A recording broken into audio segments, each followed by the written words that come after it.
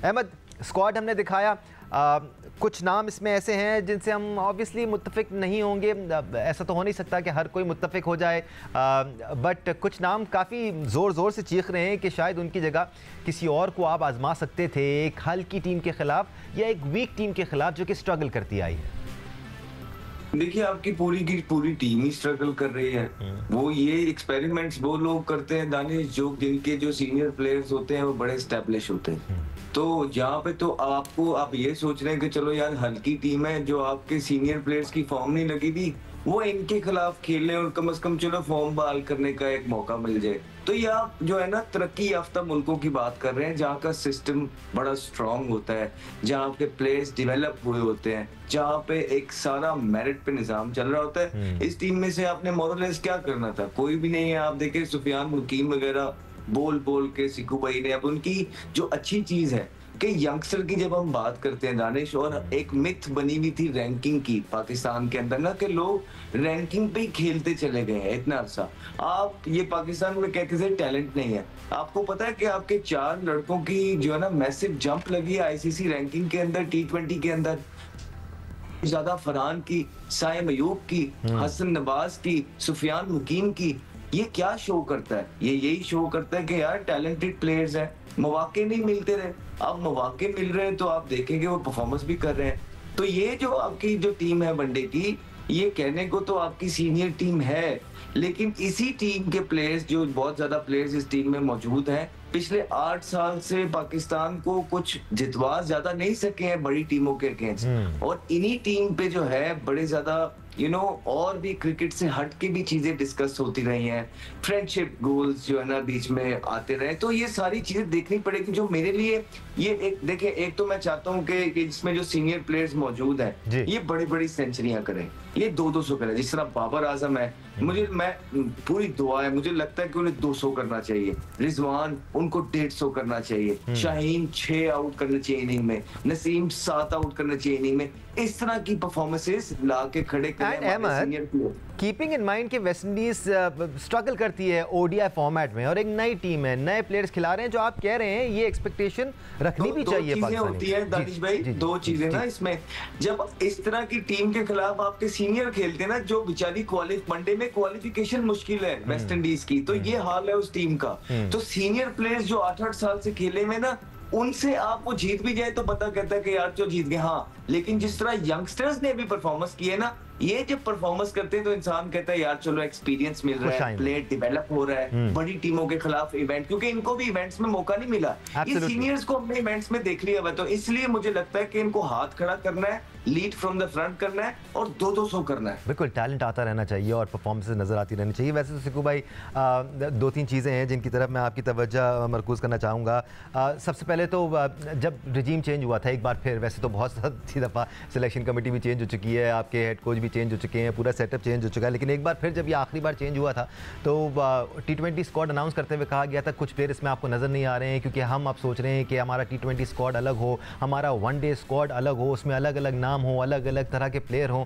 इतना फ़र्क नज़र आ रहा है आपको दोनों टीमों में? मुझे तो सिमिलर लग रही है दोनों टीमें। तकरीबन वही है ये टीम। तो पहली वाली टीम में आप कह सकते हैं T20 के अंदर आपने जो कुछ सीनियर प्लेयर्स को नहीं खिलाया, वो सीनियर प्लेयर्स 2 ही प्लेयरों को नहीं खिलाया ना, बाकी तो सबको खिला दिया। भी नहीं खेले उसके अंदर, इब्रार नहीं खेला, कितना बड़ा प्लेयर है, उसमें क्या परफॉर्मेंस देता आ रहा है। मैं तो यही कहूँगा, मतलब वो रेगुलर क्रिकेटर, उस बेचारे को तो बिठा ही दिया। पता नहीं क्या लॉजिक है। माइक हैसन साहब से कभी पूछा जाए कि भाई आपने इब्रार के साथ क्या दुश्मनी चल रही है आपकी, या आपकी वो क्या है, स्ट्रेटजी क्या है, सोच क्या है? हाँ, सोच क्या है, आप क्या सोच रहे हैं? बाबर वापस आएंगे इसमें जो सीनियर प्लेयर हैं, एक रिजवान वापस आ जाएंगे जो सीनियर प्लेयर हैं, और एक आ जाएगा नसीम शाह जो कि एक जो T20 वगैरह में नहीं थे, मगर जो मैंने एक तरीके से हल्की सी टीम बनाने की कोशिश की है। अब अहमद भी उसके अंदर अपना चिप इन कर सकते हैं। साइम, अब्दुल्ला, बाबर, और बाबर के बाद अब पता नहीं है सलमान आएगा या रिजवान आएगा। ठीक है, ये हो गए 5। फिर हसन नवाज को रखना चाह रहे हो, मोहम्मद नवाज। अगर मोहम्मद नवाज को रख रहे हैं तो देन यू विल हैव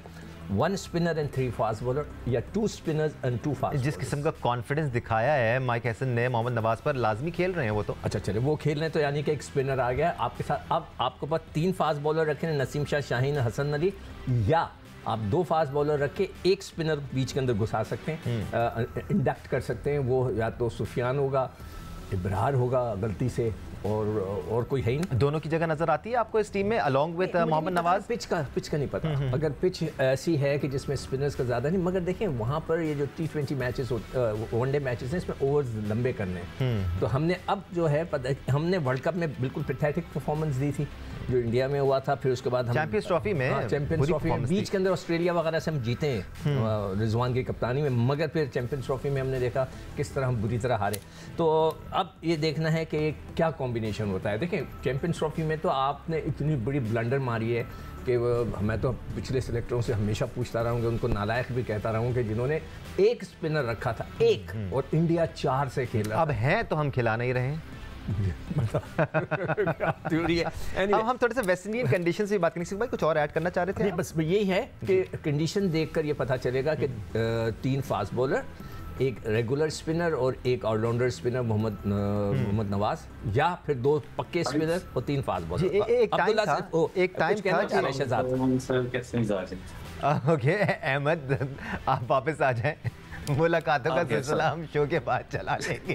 किसी से मिल गए? Right Ahmed, no problem at all. Let's move on. Ahmed, थोड़ा सा कंडीशंस के बारे में बात कर लेते हैं, क्योंकि हमने तो अपने बचपन में देखा था कि वेस्ट इंडियन कंडीशंस में बड़ा ज़बरदस्त बाउंस मिलता है, बॉल उठ के आता है, पेस भी नज़र आती है। रिसेंट टाइम्स में वेस्ट इंडियन कंडीशंस थोड़ी सी स्लो डाउन हुई हैं, थोड़ा सा स्पिनर्स का रोल भी वहाँ पर नज़र आया है।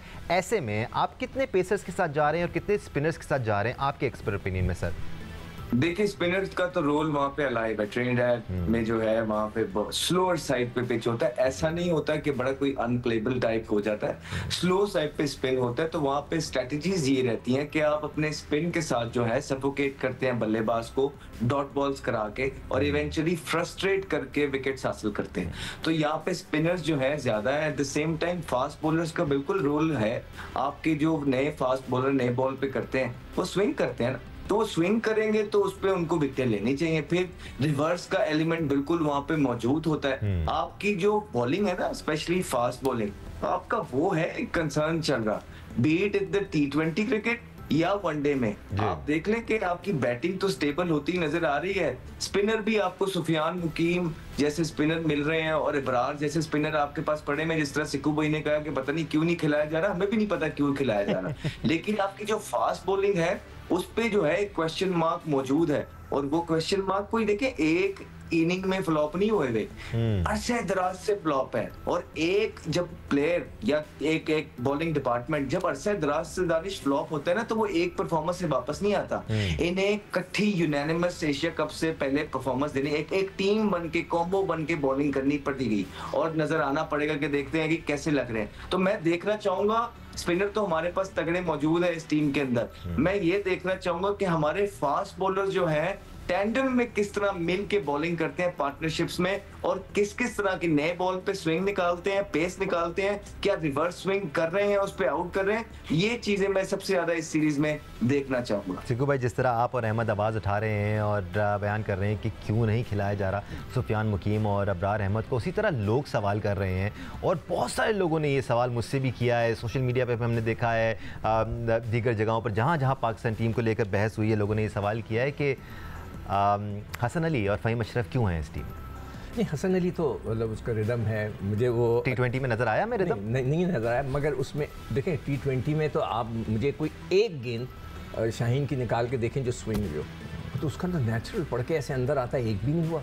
मैं हैरान हूँ। हो सकता है पिच हो, चलें जी पिच मान लिया, उनकी पिच ऐसी थी। अब हम नई जगह जा रहे हैं तो फिर उसको खिलाना चाहिए। हसन को जरूर खिलाएं, मेरे हिसाब से ना खिलाते रहें, इसलिए वो काउंटी वगैरह खेलते हुए ना इन रिदम है। शाहीन वगैरह ने काउंटी नहीं खेली, किसी का शोल्डर ख़राब, किसी का गुड्डा ख़राब, वो गोडा ख़राब, वो सब अपने अपने जो है ना इंजरीज को संभाल कर आए। तो अब देखते हैं कि इधर इस पिच के ऊपर देखें, आप पिचेस की बात करें ना, ट्रिनिडाड स्पिनिंग प्लेस, वहाँ तो बड़े बड़े लंबे एहसन अली हमारे दौर के बड़े बड़े स्पिनर्स वहाँ से आए।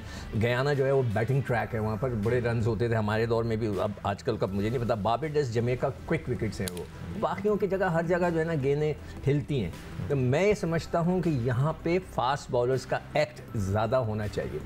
अगर आप फास्ट बॉलर का एक्ट ज़्यादा होना चाहिए तो क्या फ़हीम अशरफ खेलेंगे या मोहम्मद नवाज़ खेलेंगे, ये देख रहे हैं। ऑलराउंडर को तो एक खेलना है ना।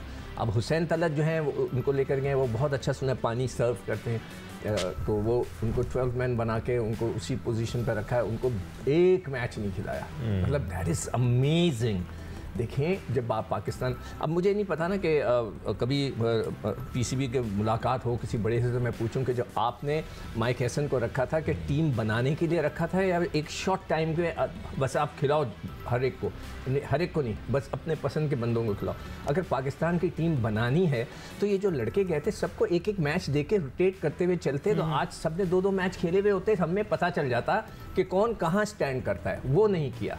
और कुछ चीज़ें समझ में नहीं आती हैं अहमद, मुझे बताएं ऐसा क्यों होता है। मैं समझना चाह रहा हूं कि एक लड़का स्क्वाड का हिस्सा है, T20 स्क्वाड का हिस्सा है, हुसैन तलत, उसको आपने कोई मैच नहीं खिलाया। दूसरी जानिब साहबजादा फरहान को आपने एक मैच नहीं खिलाया, उसको जब जब खिलाया उसने परफॉर्म किया।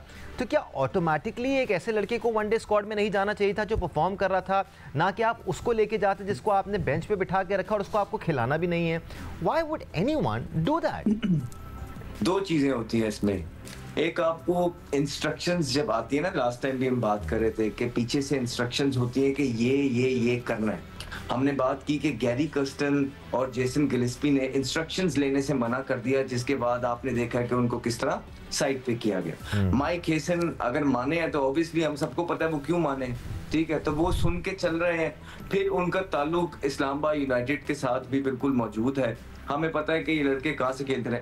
अब जब आपने इंस्ट्रक्शन सुननी होती है ना, तो उसमें फिर आपको बड़े नपतुले डिसीजन लेने होते हैं, उन प्लेयर्स को प्रोटेक्ट करना पड़ता है जिनकी पीछे से इंस्ट्रक्शन है। और दूसरा, फिर इसलिए भी कई प्लेयर्स को संभाल के रखा जाता है कि चलो एक तो ये समझ आ गई ना कि जगह नहीं बन रही, ऐसा भी नहीं है, जगह भी बनती है। बीच में ऐसे सिचुएशन आई कि हुसैन तलत खेल सकते थे, फिर बीच में ऐसा होता है कि आप कहते हैं कि हाँ यार इस लड़के को अगर खिलाया तो ये एक्सपोज हो जाएगा, इसको बारों बार जो है ना पहले करोड़पति करते हैं, उसके बाद जो है ना देखेंगे क्या सिस्टम है क्या नहीं। तो ये तीन चीजें हैं। एक तो जेन्युइनली नहीं बनता होगा लड़का, जो कि ऐसा नहीं था हुसैन तलत के। दूसरा, जब इंस्ट्रक्शन आती है ना किसी को प्रोटेक्ट करने की, तो उस पे बेचारे कई डिजर्विंग प्लेयरों को मौका नहीं मिल रहा होता। यही हो ना साहिबजादा फरहान वगैरह के साथ ओवर द ईयर, सुफियान मुकीम वगैरह के साथ, अब अबरार के साथ वही हो रहा है, इंस्ट्रक्शंस पे हो रहा है। तो ये सारी चीज अब आप देखें, अबरार खेलेगा वनडे आगे ना, T20 में उन्होंने किसी और को लेके आना है जिसकी वजह से सारा केओस मचा हुआ है। तो सर ये 2-3 वजूहात है, ये इंटरनल पॉलिटिक्स होती है क्रिकेट की, जो जिसकी वजह से ये होती हर जगह है, लेकिन पाकिस्तान में इस तरह होती है जिस तरह स्वाब का काम है।